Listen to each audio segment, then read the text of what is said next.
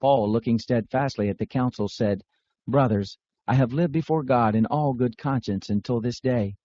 The high priest, Ananias, commanded those who stood by him to strike him on the mouth.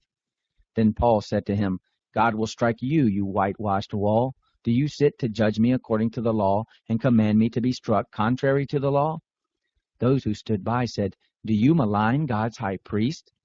Paul said, "I didn't know, brothers, that he was high priest, for it is written, 'You shall not speak evil of a ruler of your people.'"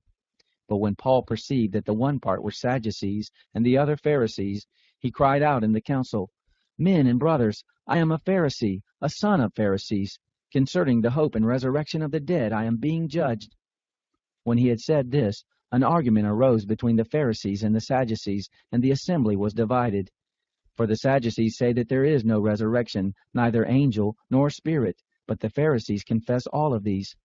A great clamor arose, and some of the scribes of the Pharisees' part stood up and contended, saying, "We find no evil in this man, but if a spirit or an angel has spoken to him, let's not fight against God."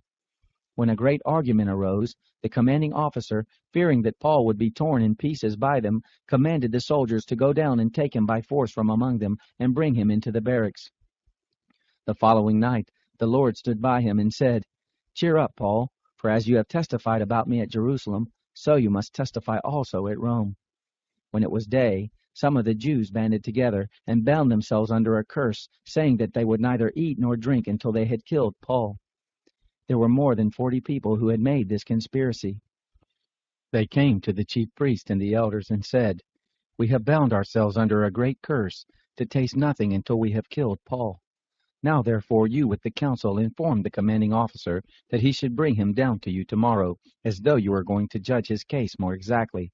We are ready to kill him before he comes near." But Paul's sister's son heard of their lying in wait, and he came and entered into the barracks and told Paul. Paul summoned one of the centurions and said, "Bring this young man to the commanding officer, for he has something to tell him." So he took him and brought him to the commanding officer and said, "Paul, the prisoner, summoned me and asked me to bring this young man to you, who has something to tell you." The commanding officer took him by the hand, and going aside asked him privately, "What is it that you have to tell me?" He said, "The Jews have agreed to ask you to bring down Paul tomorrow to the council, as though intending to inquire somewhat more accurately concerning him. Therefore don't yield to them, for more than 40 men lie in wait for him, who have bound themselves under a curse neither to eat nor to drink until they have killed him. Now they are ready, looking for the promise from you." So the commanding officer let the young man go, charging him, "Tell no one that you have told these things to me." He called to himself 2 of the centurions and said, "Prepare 200 soldiers to go as far as Caesarea, with 70 horsemen, and 200 men armed with spears, at the 3rd hour of the night." He asked them to provide animals, that they might set Paul on one and bring him safely to Felix the governor.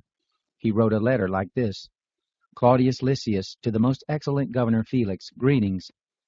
This man was seized by the Jews, and was about to be killed by them, when I came with the soldiers and rescued him, having learned that he was a Roman.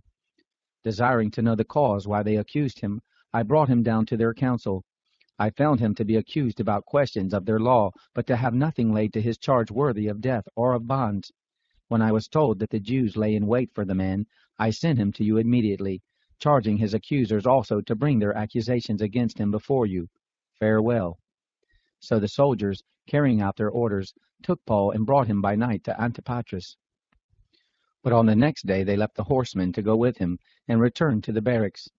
They, when they came to Caesarea, and delivered the letter to the governor, presented Paul also before him. When the governor had read it, he asked what province he was from. When he understood that he was from Cilicia, he said, "I will hear you fully when your accusers also arrive." He commanded that he be kept in Herod's palace.